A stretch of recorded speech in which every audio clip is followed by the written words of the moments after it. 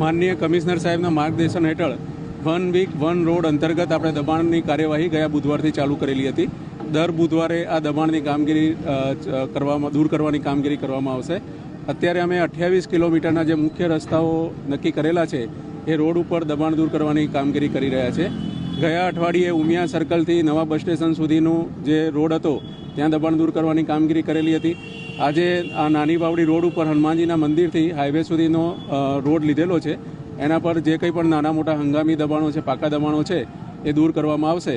અને 28 કિલોમીટરના જે રોડ છે એનું આખું અમે ટાઈમ ટેબલ પણ નક્કી કરી દીધેલું છે. માન્ય કમિશનર સાહેબે મંજૂરી પણ આપેલી છે.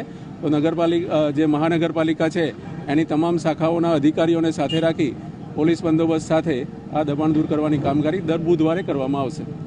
અત્યારે આપણે જે મુખ્ય રસ્તા છે એ તમામ રસ્તાઓ મહાનગરપાલિકાની ટીમ દ્વારા દૂર કરવામાં આવશે. સાથે સાથે નાના રસ્તાઓ પર પણ જો નાના મોટા દબાણો થયેલા હોય તો શહેરીજનોને હું વિનંતી કરું છું કે પોતાની રીતે જ એ દૂર કરાવી દે. અને નહીંતર મહાનગરપાલિકા દ્વારા આગામી સમયમાં એ નાના રસ્તાઓ પરના દબાણો પણ દૂર કરવામાં આવશે. શહેરીજનોને હું અપીલ કરું છું કે નગરપાલિકામાંથી મહાનગરપાલિકામાં પરિવર્તન થયું છે, આખી ટીમ નવી છે, આપનો સાથ સહયોગ મળે તો આખી ટીમ આપના ભલા માટે, આપના કલ્યાણ માટે અને આપને સારી સુવિધાઓ મળે એના માટે કામ કરવા માટે તત્પર છે.